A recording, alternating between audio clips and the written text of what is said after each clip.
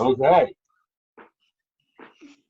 Clone Wars, Season 7, Episode 4, covering it today. Geek Outings, 4 lifelong friends, and a new batch who has joined in. Ready to cover San Antonio Editor coming out. All right. Hey, it's good to be back. It's always fun geeking out with these guys. As always, Bobby Joel Cole chiming in from Santa Monica, California. Just one of the 4 friends in 4 different cities that, we kind of just made a pact to never stop geeking out and being kids about this stuff. So let's get on with the geeking on. Something dark side.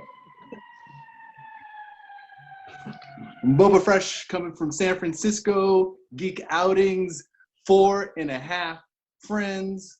Hey, Rob Lucy coming at you from Southern Oregon with my young Padawan, Gavin, taking the guest appearance. Hey, say hello to all our friends out there from the Geek Out tap. Gavin. All right. He's got his own thing going on. You did freak him out there with that intro, Rob, so he's a little, oh, there he is. No. You did? That dramatic turn was amazing. I'll find you if you don't. Oh, you were trying to freak them out. Okay. That was a good job. That was a great job, Gavin. I was a little scared. Very, very dramatic turn. I loved it. All right, so Episode 4. I'm gonna circumvent it by saying you guys said it was a filler episode, last one, and if the last one was a filler, then this is the super filler, the super unleaded gas filler on this one. It was nothing great for me. Have you filled out? I 100% actually don't agree. Take me there. Explain. I think the character development that actually happens in this story is meaty and significant. I think that there was very, low worked fights. Like the fight scenes were not dramatic. Like nothing about them lined up in a warehouse. Like that seemed very low grade. But the actual story that was moving forward, the fact that you got to see Mace actually use the Force in a cool way that you should be able to use the Force. I actually really liked Admiral Trench. I thought that he was a great character. He's probably one of the better villains in the side, especially since Grievous and Maul are gone. And I enjoyed his aesthetic and his look and his yeah. Like that was really dope. But not to rush ahead, but the climax of the show with Anakin, I thought was just a great turn and a great look. Once again, it's frustrating because I wish that Anakin was the Anakin that we end up getting in Revenge of the Sith, which is not the case. But the character development and arc that is end up happening with this character, I believe this Anakin is turning into Darth Vader, Dude. And so in my mind, I thought it was a great episode. No, absolutely. What you said, I thought it multiple times, and I think it's funny because we had this conversation. I never really thought about it like that before because you guys had watched this show. And we're seeing a depiction here of like a man in a struggle, with his basic urges and instincts, which pretty much just make him right anyway, because there's right equals might, might equals right. But there was a specific thing he said when he was dealing with the admiral or general, whatever the guy was, where he said, "I don't have those flaws," and it was the same tone he said when he slaughtered the Sand People, and was like, they were animals, so I slaughtered them like animals. Like you could hear it that he was just going there. And but hold on. But the difference is that when he says I slaughtered Sand People, there's a whine. There's like an uptick at the very end of the ways I slaughtered Sand People. and it's Why do supposed I to have make to him do seem this? like he's like feeling torn about it, but it just makes him seem like a whiny punk instead. But this dude, when he says that flaw line, he says it, but he ends like, man, I never saw Anakin clap before. Like he was just like, I don't have those flaws. Yeah, right.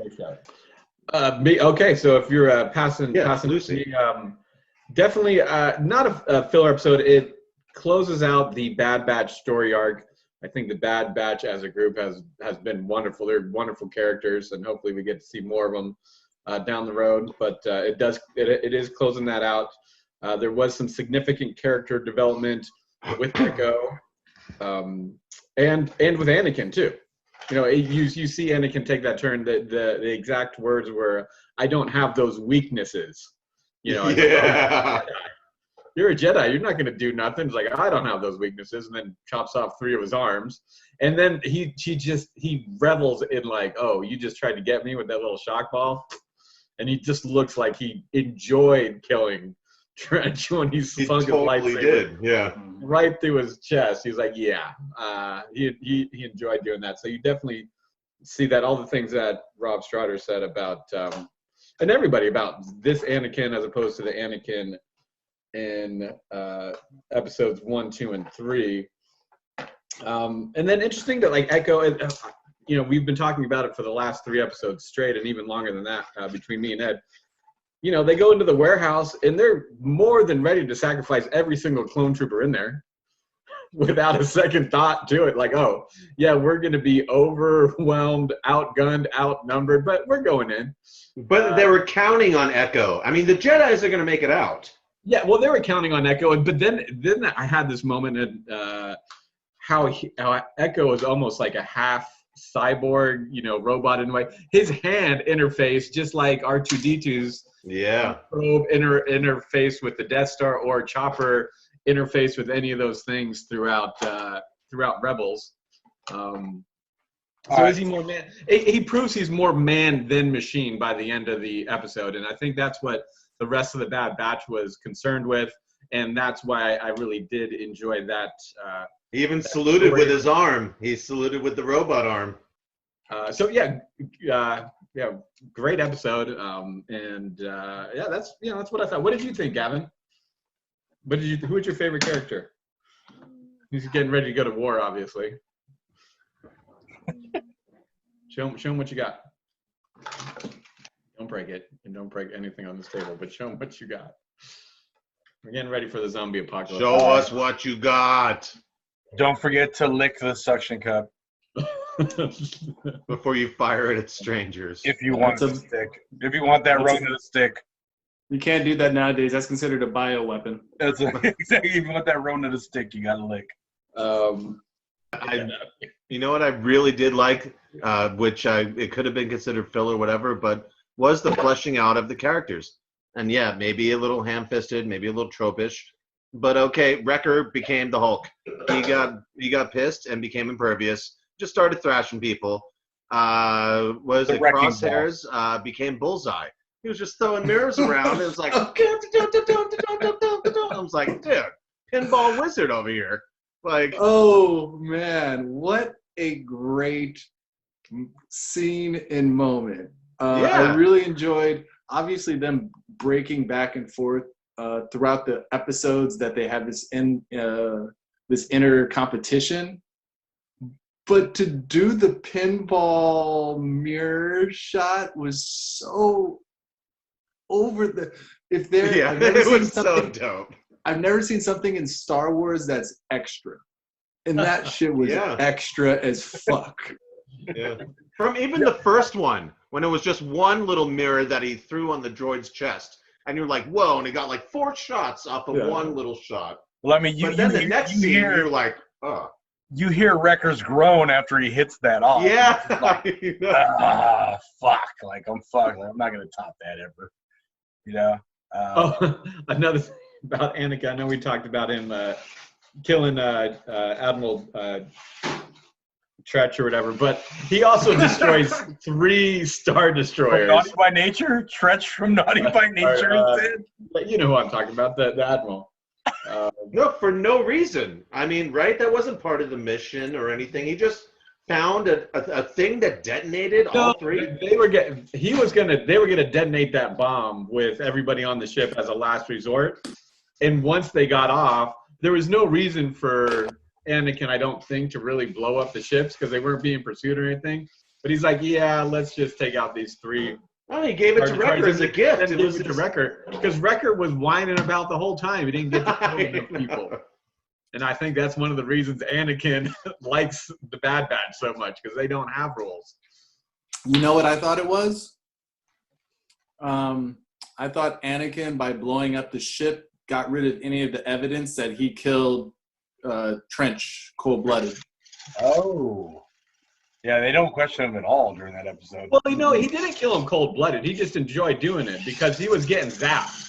He used excessive force. That is cold blood. He's a Jedi. He was attacked, defended defended himself, but he could have defended himself non-lethally. So there's 2 things that I noticed in this episode. One was Mace Windu giving the droids a chance to surrender. Yeah. Like, do you think that was like posthumous and like not heartfelt, or do you think he was genuinely trying to give them a chance? Well, if you follow the Jedi code, he was genuinely giving him the opportunity to surrender. But they've never done that before. So he didn't expect them to. But also, look, it goes back to that question we had. Like, what are these droids? Are they programmed robots, or are they some semblance of, like, AI, where, like, they're a gray area like the clones? Like, clones are people, they're alive, but, like, they're, like, maybe not real people in the Empire's eyes or whatever. And we but, clearly like, see, droids, he was treating them as sentient beings.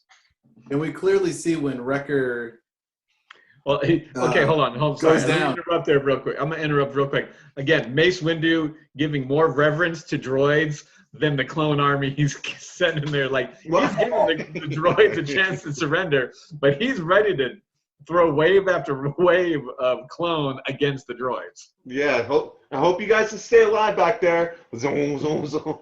Anyway, sorry for interrupting.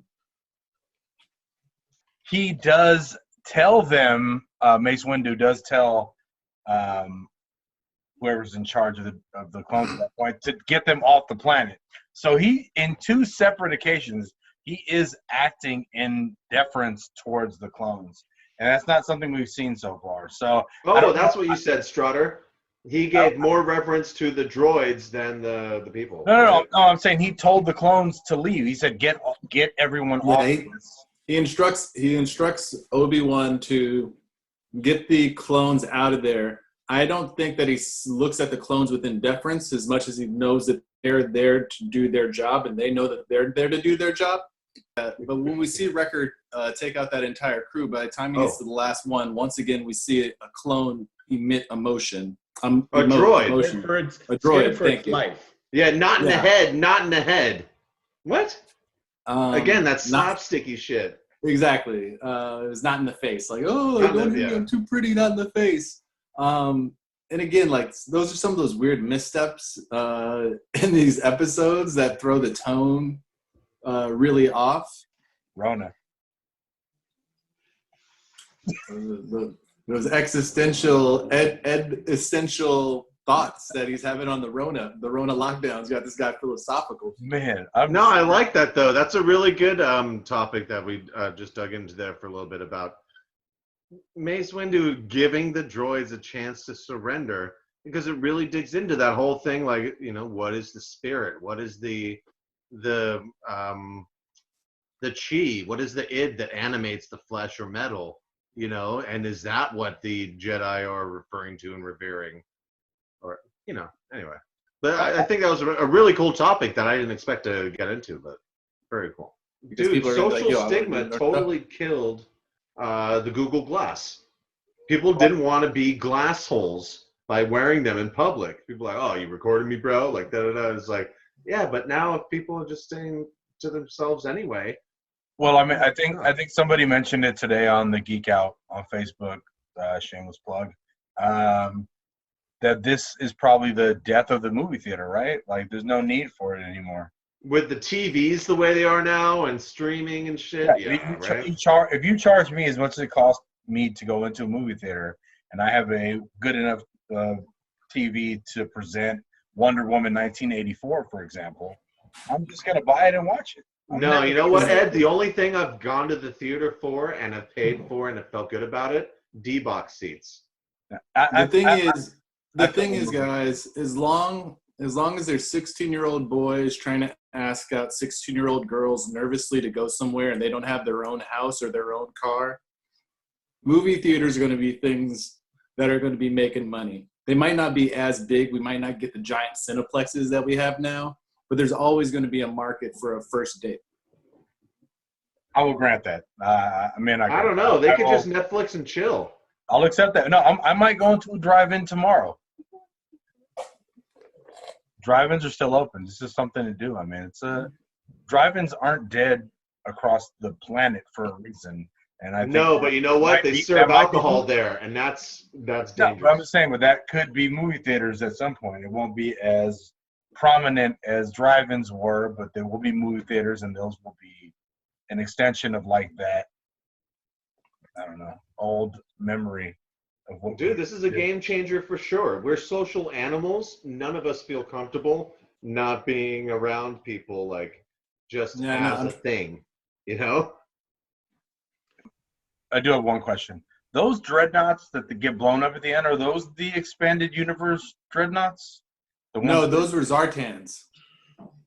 They call them dreadnoughts though in the episode, but those are not. I knew who to ask. Zartan and the dreadnoughts? Oh, you're a little bitch. I didn't even know what you were referencing, but now I do. And what is the dreadnought capacity? Dreadnought, as Lucy can attest to, is simply a classification of warship. Yeah, and so what is the usual staffing capacity of that warship, of a dreadnought? Staffing capacity? I think it's the armory capacity. Like, what kind of weapons? Well, you have people. Hey, Rob, Lucy, with my young Padawan, Gavin, signing off from Southern Oregon. Everybody stay safe out there. Like, comment, subscribe. Let's get social on social media. Editor coming out of San Antonio, Texas, signing off. Glad to have Gavin on this video. Yep, and as always, it's been super fun geeking out, my friends here. I love our new correspondent, Gavin. Thanks for joining us, dude. I can tell you're natural. So, yeah, it's been fun geeking out. So, from Santa Monica, California, I'm going to pass it on to you, Boba Fresh. Yo, that was a hella dope show, all. Be sure that you know that we had spoilers there. So I hope you're watching this video in reverse. This is Boba Fresh out of San Francisco. Thanks for Geek Out Tapping. Geek on and geek out. All right, go to your Geek room. on, geek it on.